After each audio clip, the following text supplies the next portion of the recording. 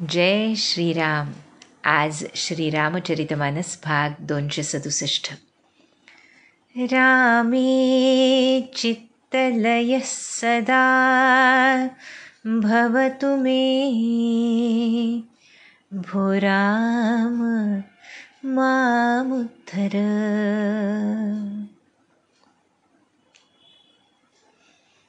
हनुमत कृपेनं प्रभुचरणी चित्तलय होऊन जीव कृतकृत्य व्हावा अशी ज्याला इच्छा असते, तो केवळ साधनापुरतं म्हणजे साधन वेळापुरतं आपलं आयुष्य तपासत नसतो, तर त्याच्या जीवनातला दिवसातला प्रत्येक क्षण तो स्वतःला तपासत असतो.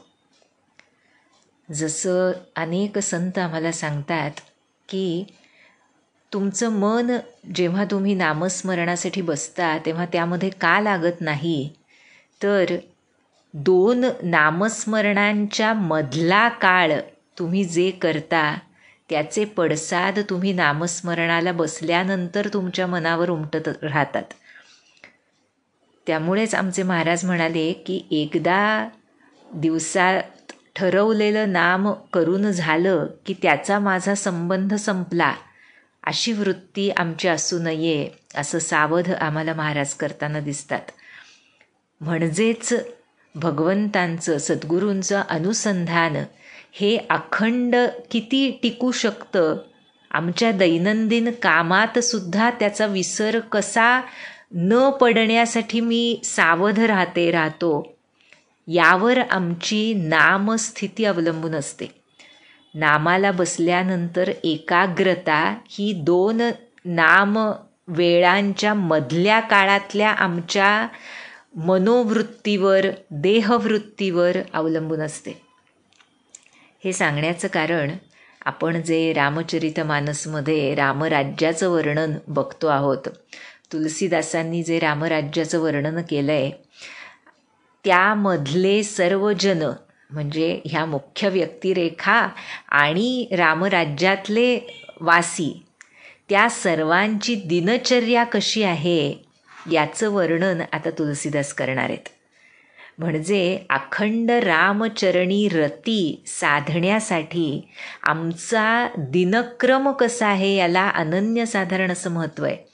अनेक साधक यासाठी प्रयत्नशील असतात. जे जे मोठे चांगले साधक सिद्ध होऊन गेले त्या सर्वांनी हे सांगितलं की जर खरं तर सतत नाम घे ही सद्गुरूंची आज्ञा आहे, पण जर 24/7 आमचं नाम होत नाही, तर जितकं नाम होतं त्या वेळेला सोडून बाकीची वेळ आम्ही नामाला पूरक या दृष्टीनं कशी उपयोगात आणू शकतो यावर लक्ष द्यावं असं सर्व संत सांगताना दिसतात.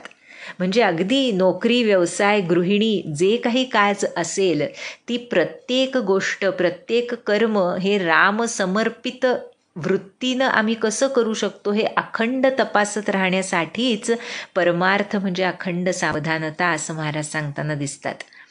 आणि त्यामुळे आज तुलसीदास आम्हाला ह्या अयोध्येतल्या नगरवासियांची दिनचर्या सुरुवातीला अगदी श्रीरामांसह कशी आहे ते सांगतायत बरं का.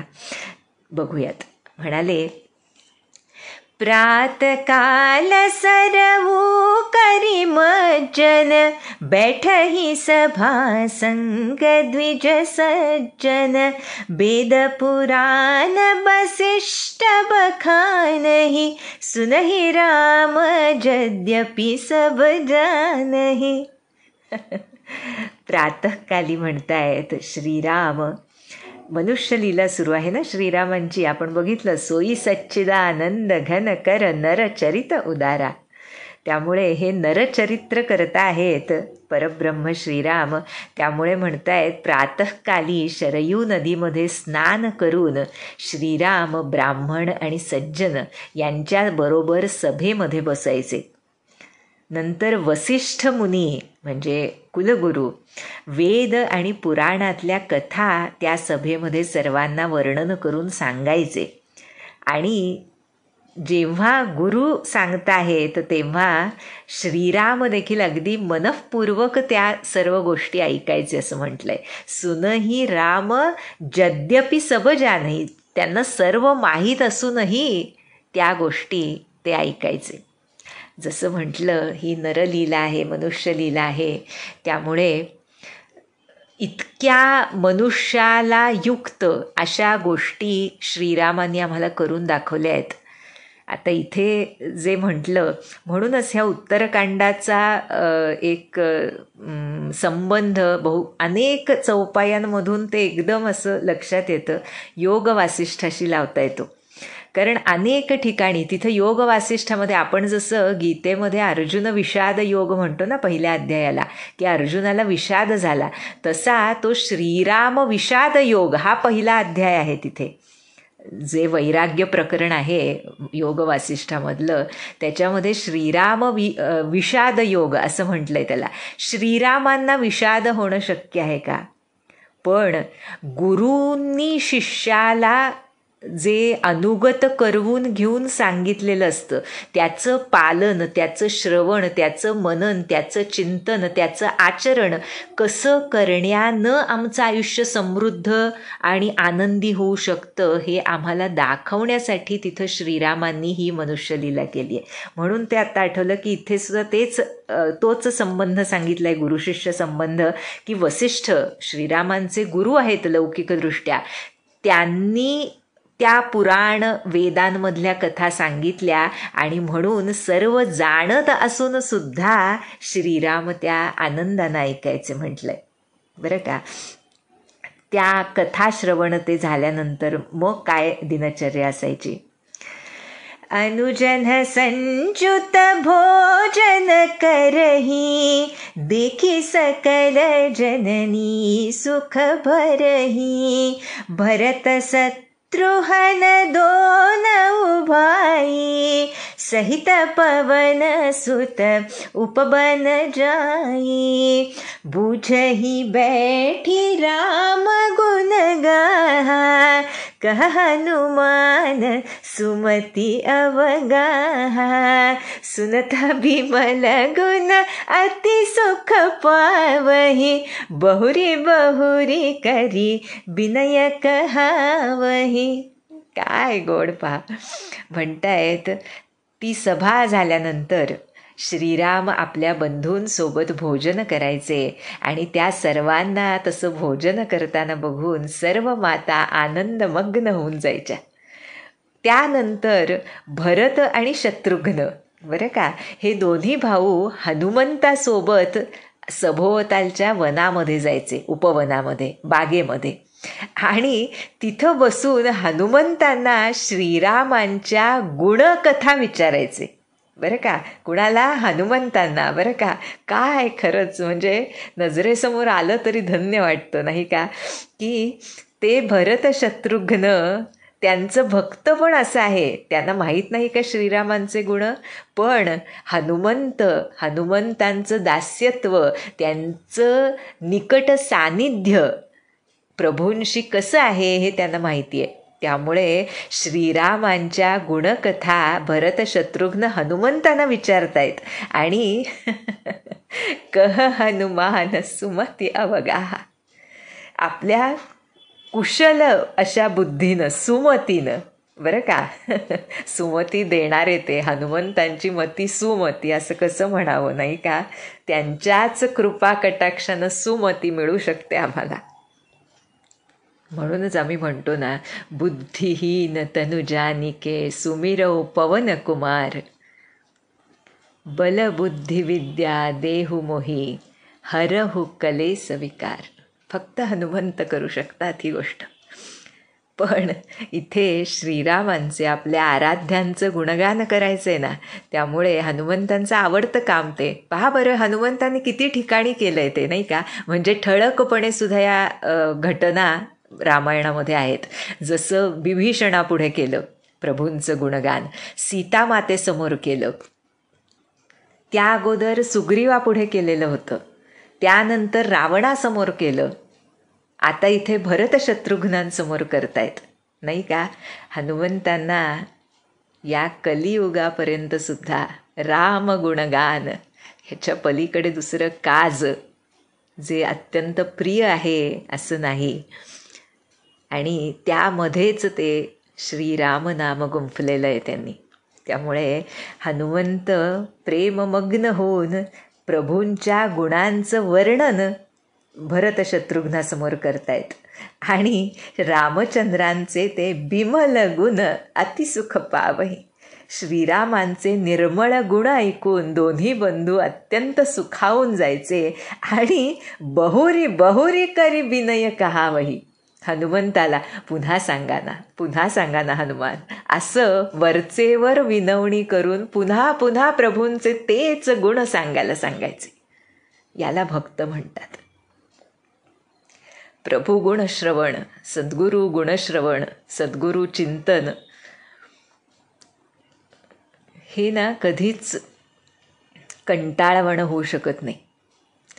जर आमच्या सद्गुरूंचं चरित्र पुन्हा पुन्हा वाचण्याचा आम्हाला कंटाळा येत असेल तर आम्ही शिष्यच नव्हे.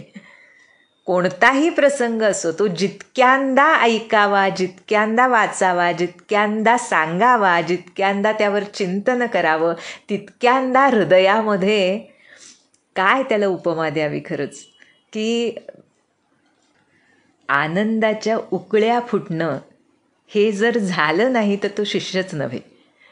त्यामुळे ह्या गोष्टीमधून आम्हाला भरत शत्रुघ्न शिकवतायत, कसं ऐकावं हे शिकवतायत, कशी तीव्र तळमळ आम्हाला आमच्या आराध्याबद्दल ऐकण्याची असली पाहिजे हे शिकवतायत, आणि कुणाकडून ऐकावं हेही शिकवतायत. संत वचन त्यालाच महत्त्व असतं. कुणाला विचारले त्यांनी, अयोध्येत अजूनही अनेक जन आहेत की सर्वांनाच माहीत आहेत श्रीरामांचे गुण, पण भरत शत्रुघ्न हनुमंतांना विचारतायत. म्हणून आमचे महाराज म्हणतात, काय सांगितलं त्यापेक्षा कुणी सांगितलं याला महत्त्व आहे. प्रत्यक्ष हनुमान श्रीरामरायांचे गुण भरत शत्रुघ्नापुढे वरचेवर सांगतायत, कारण ते विनवणी करतायत हनुमंतांना की परत सांगा. आणि असंच अयोध्येतल्या घराघरांमधून सुद्धा सुरू आहे. सबके गृह गृह होहि पुराना, रामचरित पावन विधि नाना, नर अरु नारी राम गुण गानहि, करहि दिवस निसी जात न जानहि. अयोध्येतल्या घराघरांमधून पुराणं, सर्व प्रकारच्या पवित्र कथांचं, रामकथांचं वाचन श्रवण होत होतं. स्त्री पुरुष सर्वजण श्रीरामांचं गुणगान करण्यामध्येच मग्न होते. आणि त्या आनंदात रात्र आणि दिवस कसा सरला हेही समजत नव्हतं. न कळे दिवस राती, अखंड लागली से ज्योती. ही रामकथेची पावन ज्योत आहे. अयोध्येतल्या प्रत्येक नरनारीच्या हृदयामध्ये अखंड संथपणे ही ज्योत तेवतीये. आणि त्यामुळे असं आनंदाचं वातावरण अयोध्येत आहे. यातून पुन्हा आम्हाला तुलसीदास सांगतायत की जर रामकथा श्रवण चिंतन हृदयामध्ये सुरू असेल तर ते पवित्र हृदय, तर तो आनंद. आमचे महाराज म्हणाले ना, श्रीरामांशिवायचा आनंद तो खरा नाही.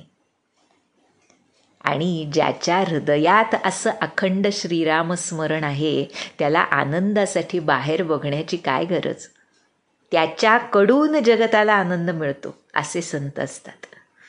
आणि त्यामुळे इथे म्हणतायत, अवधपुरी बासिन कर सुख संपदा समाज, सहस शेष नहीं कही सकही, जह नृप राम बिराज. साहजिकच आहे ना, म्हणतात तुलसीदास, जिथं भगवंत श्रीरामचंद्र स्वतः राजा म्हणून विराजमान आहेत सगुण साकार रूपामध्ये, अशा त्या अयोध्येमधल्या नगरवासियांच्या सुखसंपत्तीचं वर्णन हजारो शेष सुद्धा करू शकणार नाहीत. त्या आनंदाचं वर्णन करणार कोण. म्हणून आमच्या नारद महर्षींनी भक्तिसूत्रांमध्ये एक विशेष सूत्र घातलं. अनिर्वचनीयम प्रेमस्वरूपम तर सांगितली भक्ती, आणि त्यानंतर म्हणाले मोकास्वादनवत. जो मुका आहे त्याला तोंडात जिभेवर स्वाद आल्यानंतर तो स्वाद तर कळतो, पण सांगून दाखवता येत नाही. तशी भक्ती असते. तसं हे प्रभुप्रेम असतं, जे अनुभवगम्य असतं. अनुभवता येतं पण ते सांगता बोलता येत नाही. तशी स्थिती या अयोध्येतल्या नरनारींची आहे. आणि अशा या राजाचं दर्शन घ्यायला कोण यायचं दररोज माहीत आहे का? नारदादी सनकादी मुनीसा दर्शन लागी कोसलाधीसा दिनप्रति सकल अयोध्या आवही देखी नगरु बिरागु बिसरावही. सनकादी मुनीश्वर नारद महर्षी हे सर्व कोसलराज श्रीरामांच्या दर्शनासाठी दररोज अयोध्येत यायचे. आणि त्या नगरीचं, त्या दिव्यतेचं वैभव बघून म्हणतायत बिराग बिसरावही, आपलं वैराग्य विसरून जायचे. म्हणजे प्रभूंची नगरी आहे ना, त्यामुळे त्या नगरीचा आस्वाद, त्या वैभवाचा आस्वाद ह्या विरक्त महर्षींना सुद्धा घ्यावासा वाटायचा. ह्याचा अर्थ त्या वैभवाबद्दल आसक्ती असं नाही, प्रभूंबद्दल, प्रभुचरणांबद्दल आसक्ती असल्यामुळे जे जे काही प्रभूंचं आहे त्याबद्दल आसक्ती, असा भक्ताचा स्वभाव धर्म असतो. त्याला अनुसरून खरं इथे नारदादी मुनीश्वरसुद्धा दररोज श्रीराम दर्शनासाठी येऊन त्या वैभवानं हरखून जायचे. माझ्या प्रभूंचं वैभव, या अर्थानं त्यांना आनंद व्हायचा. आणि अशा रीतीनं कशी होती ही अयोध्यापुरी त्याचं वर्णन आता करतायत. जात रूप मनी रचित अटारी नाना रंग रुचिर गचढारी पुरचहु पास कोट अति सुंदर रचे कंगूरा रंग रंग बर नवग्रह निकर अनेक बनाई जनु घेरी अमरावती आई मही बहुरंग रचित गचकाचा जो भेलो की मुनि बर मन नाचा धवल धाम उपर नभ चुंबत कलस मन हुर बिससी दुति निंदत बहुमनि रचित झरोखा भ्राजहि ग्रह ग्रह प्रतिमनि दीप बिराजहि मनि दीप राजहि भवन भ्राजहि देहरी बेद्रुम रचि मनि खंभ भीति बिरंचि बिरचि कनक मनि मरखत खचि सुंदर मनोहर मंदिरायत अजिर रुचिर फटिक रचे प्रतिद्वार द्वार कपाट पुरट बनाई बहुभद्र निखचे चारु चित्रसाला ग्रह ग्रह प्रतिलिखे बनाई रामचरित जे निरख मुनि ते मनले ही चुराई सुमन बाटिका सबहि लगाई विविध भांति करी जतन बनाई लता ललित बहु जाति सुहाई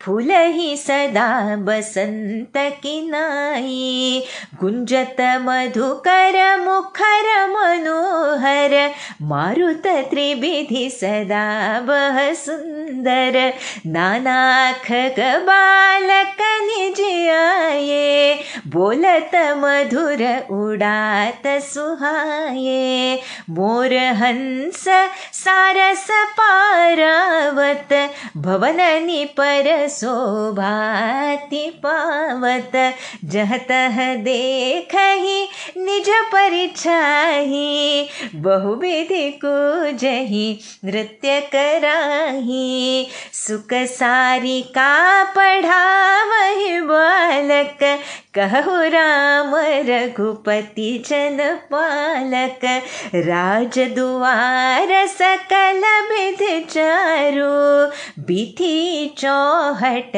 रुचिर बजारू, बाजार रुचिरन बनई बरनत, वस्तु बिनुगत पाइये, जह भूपरमा निवास तह की, संपदा की मिगाइये, बैठे बजाज सराफ बनिक, अनेक मनहु कुबेरते, सब सुखी सब सच्चरित सुंदर, नारी नरसी सुजर ठजे, उत्तर दिशि सरजू बह, निर्मल जल गंभीर, बांधे घाट मनोहर, स्वल्प पंक नहीं तीर, दूरी फराक रुचिर सो घाटा, जह जल पिबहि बाजी गज ठाटा, पनिघट परम मनोहर नाना, तहान पुरुष करहि स्नाना, राजघाट सब विधि सुंदर बर, मच्चहि तहाँ बरन चारियु नर, तीर तीर देवन के मंदिर, चहुदिशि तिन्ह के उपवन सुंदर, कहु कहु सरिता तीर उदासी, बसहि ज्ञान रत मुनि सन्यासी, तीर तीर तुलसी का सुहाई, बृंद बृंद बहु मुनिन्ह लगाई, पुर शोभा कछु बरनि न जाई, बाहिर नगर परम रुचिराई, देखत पुरी अखिल अघभागा, बन उपवन बापी का तडागा, बापी तडाग अनूप कूप, मनोहरायत सोहहि, सोपान सुंदर नीर निर्मल, देखि सुर मुनि मोहहि, बहुरंग कंज अनेक खग, कुजहि मधुप गुंजारहि, आराम रम्य पिकादि खगरव, जनुपथि कहकारहि, रमानाथ जह राजा, सोपुर बरनि के जाई, अनिमादिक सुख संपदा, रही अवध सब छाई. आहा, काय सुंदर वर्णन केलंय तुलसीदासांनी. ते वाचूनच इतका आनंद मिळतो. असं वाटतं कधीतरी आपल्या म्हणजे मनाला काहीतरी विकलता ग्रासलेली असेल, काही व्यग्रता असेल, तर हे रामराज्याचं वर्णन वाचावं असं हे वाचता वाचता आता मनात विचार आला की किती सुंदर, किती पॉझिटिव्हिटी आहे त्यामध्ये, किती हर्ष आहे, किती ज्याला आपण म्हणतो सकारात्मक, पूर्ण ते दृश्यच इतकं सकारात्मक आहे, इतकं ब्राईट आहे, ज्याला काळोखाची बाजूच नाही म्हटलंच आहे. आणि तसंही पुढे तेच आलं की अघनाश होतो, म्हणजे या केवळ या पुरीला बघितल्यानंच सर्व पापांचा नाश होतो. तर त्याच्यावर चिंतन करणारा तो बघतच असतो अंतश्चक्षुनी, नाही का. त्यामुळे खरोखर हे रामराज्याचं वर्णन वाचावं आणि सगळं आमचं डिप्रेशन आणि जे काही नकारात्मकता मनामधली, चित्तामधली, मेंदूमधली असेल ती काढून टाकावी असं वाटलं. दिव्य सुवर्ण आणि रत्नांनी बनवलेले हे महाल आहेत, गच्च आहेत, रत्नांच्या फरशा घातलेल्या आहेत, नगराच्या चारही बाजूंना तटबंदी आहे, सुंदर रंगीबेरंगी बुरुज बांधलेले आहेत. हे जे आहे ना, रत्नांच्या फरशा आणि सुवर्ण नी बनलेले महाल वगैरे, हे जे वर्णन आहे ते संतांना खरं तसं दिसतं बरं का. असे काही प्रसंग आहेत भक्तकथांमधून हे आलेले आहेत. भगवत धामामध्ये जेव्हा जेव्हा हे संत आपल्या अंतःचक्षूंनी, प्रेमचक्षूंनी, ज्ञानचक्षूंनी जेव्हा बघतात, तेव्हा त्यांना आमच्यासारख्या दगडविटा आतासुद्धा, त्यावेळेचं नव्हे, आत्तासुद्धा या कलिकाळामध्ये सुद्धा त्यांना हा कलिकाळ, त्यातला तो गलिच्छपणा जो आमच्या नजरेला दिसतो आणि आमचं असलेलं शुद्ध मन आम्ही धामी जाऊन अशुद्ध करतो, तसं न होता त्यांना त्या दिव्य चक्षूंना हे जे अयोध्येचं वैभव आहे ते आजसुद्धा दिसतं. त्याला ते ज्ञानचक्षू जे म्हणाले ना भगवंत, दिव्यम ददामी ते चक्षू, ते ज्ञानचक्षू, ते प्रेमचक्षू या भक्तिमार्गामध्ये सद्गुरू कृपेनं मिळतात. आणि त्या चक्षूंनी जो हे रामायण बघेल त्याला खऱ्या अर्थानं त्यातला आनंद मिळतो. आणि त्यामुळे हे जे वर्णन आहे ते केवळ काहीतरी कविकल्पना असं समजू नये, ते असं अक्षरशः घडलेलं आहे. भक्तांच्या अशा अनेक कथा आहेत ज्यामध्ये सामान्य आमच्यासारख्या मनुष्यांना ते दिसलं नाही आणि त्यामुळे काहीतरी अपराध, आमच्याकडून सतत अपराधच घडत असतात. तसा काही अपराध घडला आणि त्या संतांनी त्यांना समजावलं की जा आता बघ आणि काय आहे तिथे सांग. आणि ज्या वेळेला त्या संत स्पर्शानं पुनीत होऊन त्यांच्या त्या शक्तीनं जेव्हा त्या सामान्य माणसानं सुद्धा बघितलं, तेव्हा त्या वेळापुरतं त्याला ती खरी अयोध्या नगरी, खरं भगवत धाम दिसलं आणि मग त्याला शरणागती आली. अशा काही कथा आहेत. त्यामुळेच आम्ही मागेसुद्धा आपण बघितलं, भगवत धामामध्ये आमच्या ह्या चर्मचक्षूंनी बघून नसते ठोकताळे बांधू नयेत. संतांसमोर तर अशी वाच्यतासुद्धा करू नये. आणि संतांसमोर करू नये म्हणजे त्यांना आम्ही न केली तरी कळतेच. त्यामुळे खरं आम्ही आमच्या अंतर्मनामध्ये अशी गोष्ट न येईल याची खबरदारी घ्यावी. त्यामुळे म्हणतायत की कसं आहे हे शहर, तर नवग्रहांनी मोठी सेना घेऊन अमरावतीला वेढा घालावा तसं दिसतंय. खडकांवर अनेक रंगांच्या दिव्य रत्नांच्या फरशा घातल्या आहेत, जे बघून श्रेष्ठ मुनींचं मनही नाचू लागतं. जो बिलो की मुनी बर मन नाचा, म्हटलंच ना, सनकादी मुनीश्वर नारद सुद्धा वैराग्य विसरून जातात. तसं वैभव आहे ते, कारण त्यांच्या भगवंतांचं ते वैभव आहे. आणि त्यामुळे उज्ज्वल महाल, आकाशाला गगनचुंबी इमारती आहेत. महालांवरचे कळस आपल्या दिव्य प्रकाशानं जणू सूर्यचंद्राला सुद्धा लाजवत आहेत. रत्नांनी बनवलेले झरोके शोभून दिसत आहेत आणि घरोघरी रत्नदीप उजळत आहेत. पोवळ्यांनी बनवलेले उंबरठे चमकत आहेत. रत्नजडित खांब आहेत. पाचूंनी बनवलेल्या सोन्याच्या भिंती अशा सुंदर दिसत आहेत, जणू ब्रह्मदेवांनी खास करून भगवंतासाठी बनवलेल्या असाव्यात. सुंदर मनोहर विशाल असे महाल आहेत. त्यामध्ये स्फटिकांची सुंदर अंगणं आहेत. सोन्याच्या दरवाजाला पैलू पाडलेले हिरे जडवलेली दारं आहेत. घरोघरी चित्रशाळा आहेत. काय आहे त्या चित्रशाळेत? श्रीरामांची चरित्रलीला रेखाटलेली आहे सगळीकडे. मुनी जेव्हा त्या लीला, त्या चितारलेल्या लीला बघायचे, तेव्हा त्यांचं चित्तही हरण होऊन जायचं, अशी ती चित्रकारी होती. विविध प्रकारच्या पुष्पवाटिका लावलेल्या आहेत सर्वांनी. अनेक जातीची सुंदर फुलं, वेली नित्य वसंत ऋतूप्रमाणे फुललेल्या असायच्या. नित्य वसंत ऋतू, जिथे श्रीराम आहेत तिथे नित्य वसंत ऋतूच असणार. त्यामुळे भ्रमर मनोहर गुंजारव करतायत. सुंदर हवा अखंड वाहतीये. अनेक पक्षी मुलांनी पाळलेत. गोड बोलतायत ते पक्षी, उडतायत. मोर, हंस, सारस, कबूतर ही सुद्धा घरांवर शोभून दिसत आहेत. आणि काय करतायत हे पक्षी? काय सुंदर लिहिलंय पहा.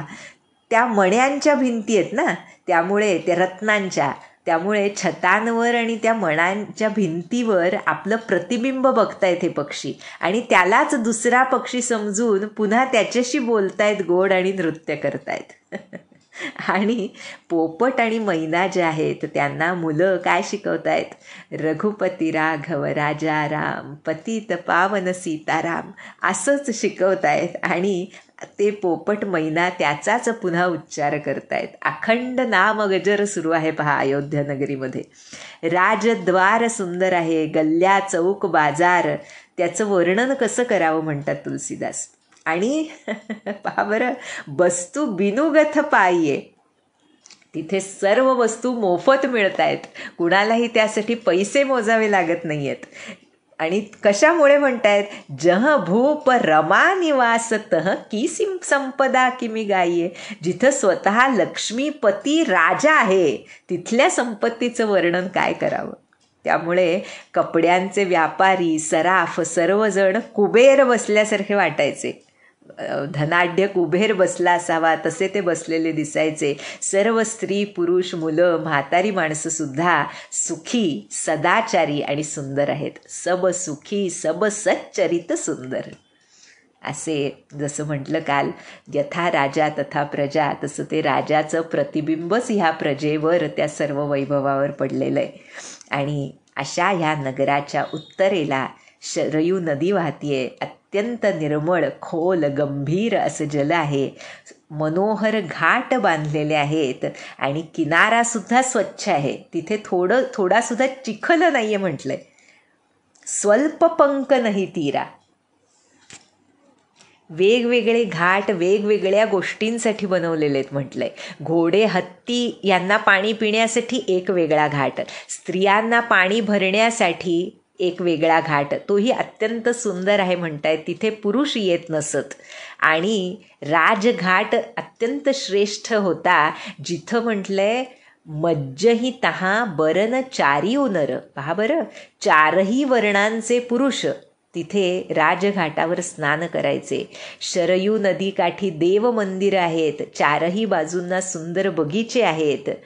आणि याच शरयू नदीच्या किनाऱ्यावर काही ठिकाणी विरक्त आणि ज्ञानपरायण अशा मुनी आणि संन्यासांची निवासस्थानं आहेत. शरयूच्या किनाऱ्यावरच या मुनी ऋषींनी तुळशीच्या सुंदर बागाच्या बागा लावलेल्या आहेत आणि त्या परमसुंदर दिसत आहेत. अशी ही अवर्णनीय शोभा नगरात आणि नगराबाहेर दोन्हीकडे आहे.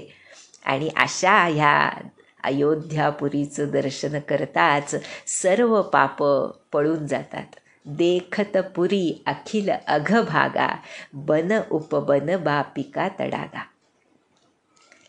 इतक्या सुंदर पुष्करिणी तलाव विहिरी आहेत, त्यांच्या पायऱ्यासुद्धा रत्नजडित आहेत. ते निर्मळ पाणी बघून देव आणि मुनीश्वरसुद्धा मोहून जात होते. अनेक रंगांची कमळं तलावांमध्ये उमललेली आहेत. पक्षी कूजन करतायत, भ्रमर गुंजारव करतायत. तिथल्या रमणीय बागा पक्ष्यांच्या कोकिळांच्या बोलीनं जणू वाटसरूंना बोलावतायत, या आमच्या अयोध्यापुरीत.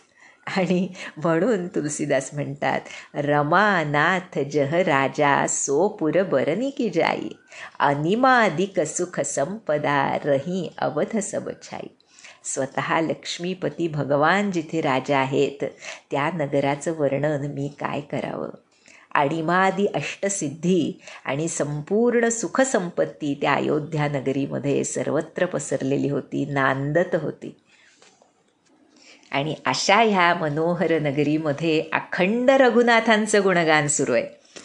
जह तह नर रघुपति गुण गावही, बैठी परस पर इहि सिखावही, भजहु प्रणत प्रतिपालक रामहि, शोभासील रूप गुण धामहि, जलज बिलोचन श्यामल गातहि, पलक नयन इव सेवक त्रातहि, धृत सर रुचिर चापतूनी रही, संत कंज बन रबिरन धीरही, काल कराल ब्याल खगराजहि, नमत राम अकाम ममता जहि, लोभ मोह मृग जूथ किरातहि, मनसि जकरि हरिजन सुखदातहि, संशय शोक निबिड़ तम भानुहि,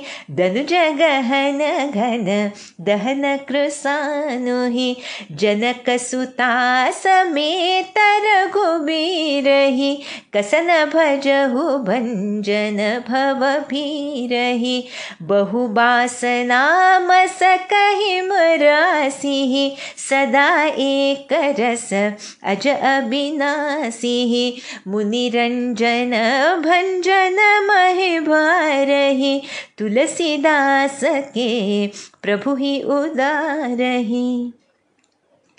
एहि विधि नगर नारी नर करहि राम गुणगान, सानुकूल सब पर रहहि संतत कृपा निधान। जब ते राम प्रताप खगेसा, उदित भयउ अति प्रबल दिनेसा, पूरी प्रकाश रहे तिहु लोका, बहुते न सुख बहुतन मन शोका, जिन्हि शोकते कहु बखानी, प्रथम अविद्या निसान सानी, अघ उलूक जहत हालुकाने, काम क्रोध कैरवस कुचाने, विविध कर्म गुण काल सुभाऊ, एच कोर सुख लहि न काऊ, मत्सर मान मोह मद चोरा, इन्ह करहु नरन कवनि होरा, धर्म तड़ाग ज्ञान विज्ञाना, ए पंकज बिकसे विधि नाना, सुख संतोष विराग विवेका, विगत शोक ये कोक अनेका, यह प्रताप रवि जाके उर जब करई प्रकाश, पछिले बाढ़हि प्रथम जे कहे ते पावहि नास। या अयोध्यापुरीच्या वैभवाचं कारण काय आहे तर जिकडे तिकडे पहा बरं श्रीरामांचंच गुणगान सुरू आहे. एक दुसऱ्याला हाच उपदेश करतायत लोक. काय? शरणागत रक्षक. अशा शरणागताचं पालन करणाऱ्या श्रीरामांना भजा. भजहु प्रणत प्रतिपालक रामही. जे गीतेत भगवंत म्हणाले बोधयंतः परस्परम. एकमेकांशी बोलायचं तर त्याबद्दलच बोलायचं, हा नियम जो घालून घेतो तो भक्त. त्यामुळे शोभा, शील, रूप, गुण यांची खाण असणाऱ्या श्री रामचंद्रांना भजा. या एका गोष्टीशिवाय इतर कोणतं बोलणं या लोकांमध्ये प्रचलितच नव्हतं. फक्त श्रीराम भक्ती हा एकच विषय असायचा आणि सर्वजण एकमेकांना सांगायचे कमलनयन आणि सावळ शरीर असलेल्या श्रीरामांना भजा. पापण्या ज्याप्रमाणे डोळ्यांचं रक्षण करतात त्याप्रमाणे आपल्या सेवकांचं रक्षण करतात श्रीराम, त्यांना भजा. सुंदर असा बाण, धनुष्य आणि भाता धारण करणाऱ्या रामांना भजा.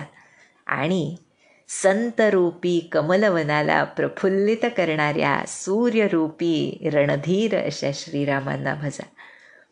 म्हणजेच राम गुणवर्णनाशिवाय कोणता विषय उरलेला नव्हता. विषय तो त्यांचा झाला श्रीराम, अशी अवस्था आहे. आणि म्हणून म्हणतायत की कालरूप भयंकर सर्पाचं भक्षण करणारे आहेत श्रीराम. अशा त्या श्रीरामरूपी गरुडाला, जो कालरूपी भयानक सर्पाचं भक्षण करतो, त्याला भजा. निष्काम भावनेनं नमस्कार करताच आसक्तीचा नाश करणाऱ्या श्रीरामांना भजा. काय सुंदर पहा. नमत राम अकाम ममता जही. फार सुंदर लिहिलंय तुलसीदासांनी. प्रत्येक शब्दात इतका खोल अर्थ आहे. भावना कशी पाहिजे? निष्काम पाहिजे.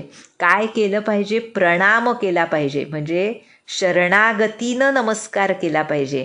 आणि असं जो करेल त्याच्या इतर जगामध्ये पसरलेल्या ममतेचा, आसक्तीचा नाश करतात श्रीराम. अशा श्रीरामांना भजा.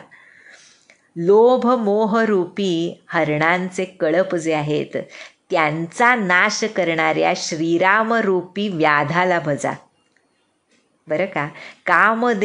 कामदेव रूपी हत्तीसाठी श्रीराम सिंहरूप आहेत आणि सेवकांना अखंड सुख देणारे आहेत. अशा श्रीरामांना भजा.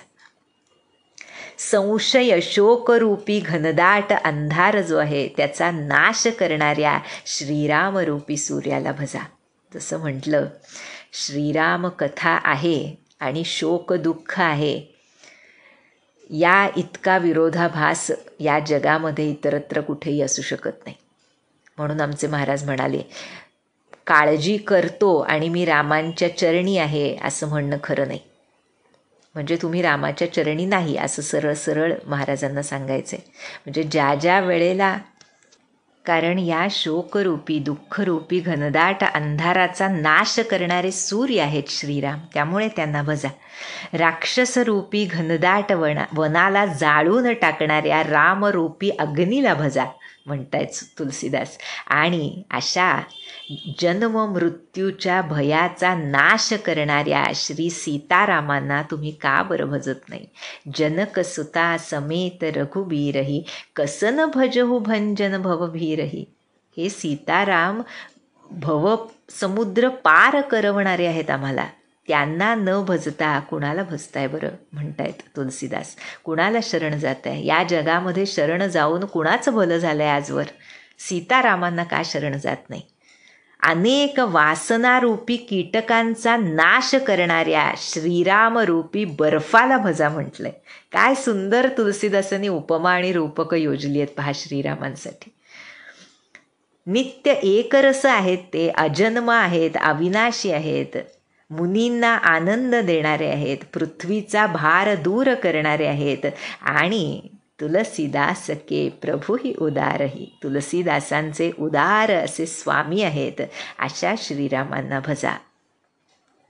अशा रीतीनं सबंध नगरामध्ये अखंड श्रीराम गुणगान सुरू आहे आणि कृपानिधान श्रीराम नेहमीच सर्वांवर अत्यंत प्रसन्न आहेत.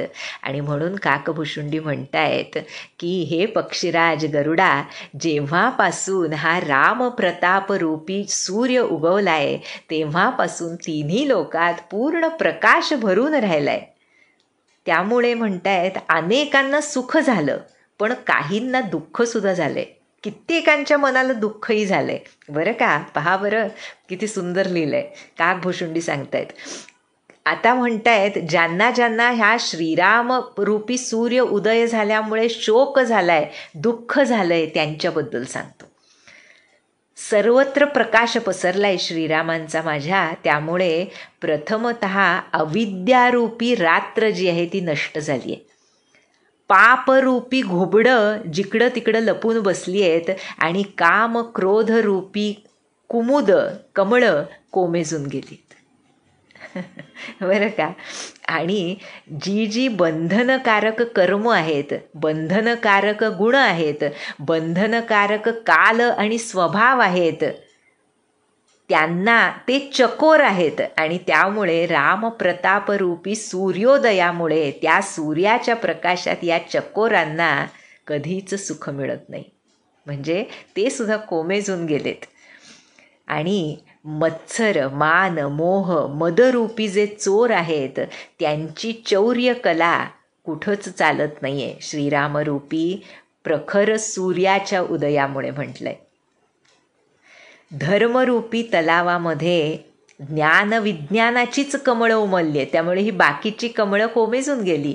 आणि सुख संतोष वैराग्य विवेक असे चक्रवाक पक्षी मात्र शोकरहित झालेत. काय सुंदर पहा. सुख संतोष वैराग्य आणि विवेक हे रामराज्याचे 4 खांब आहेत जणू.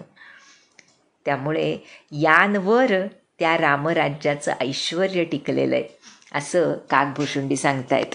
आणि म्हणून आता सांगतायत की हा श्रीराम प्रतापरूपी सूर्य ज्यांच्या हृदयात जेव्हा प्रकाश पाडतो त्या वेळेला त्या व्यक्तीच्या, त्या भक्ताच्या हृदयामध्ये ज्ञान, धर्म, विज्ञान, सुख, संतोष, वैराग्य, विवेक वाढीस लागतात आणि अविद्या, पाप, काम, क्रोध, कर्म, काल, गुण यांचा नाश होतो. स्वभावजन्य दोषांचा नाश होतो. हाच तो महाराजांचा नामसूर्य आहे. महाराज म्हणाले ना, नाम तुम्ही घ्यायला लागलात की विकारांना नोटीस मिळते. म्हणजे काय, ते विकार खवळून उठतात की आता आम्हाला इथं राहता येणार नाही या हृदयामध्ये, या मनामध्ये. त्यामुळे हे जे वर्णन आहे ते अक्षरशः हेच वर्णन आम्हाला महाराजांनी सांगितलं आहे अगदी सोप्या भाषेमध्ये.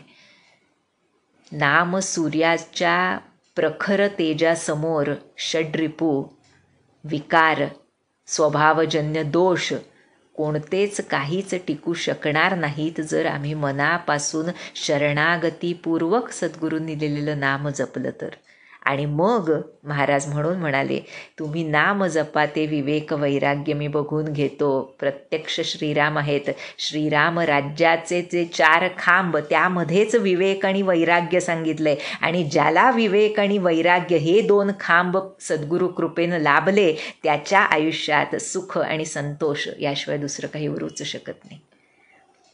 असा हा नामसूर्य सद्गुरू कृपेनं आमच्या सर्वांच्या अंतःकरणात उदय पावो हीच त्या सद्गुरुनाथांच्या चरणी प्रार्थना करूया. आणि आता पुढच्या भागामध्ये श्रीराम हनुमंतांना घेऊन उपवनात गेलेत आणि तिथं त्यांच्या भेटीला कोण आलंय ह्याचं सुंदर वर्णन तुलसीदास करतील. ते आपण पुढच्या भागामध्ये बघूया. जानकी जीवन स्मरण. जय जय राम.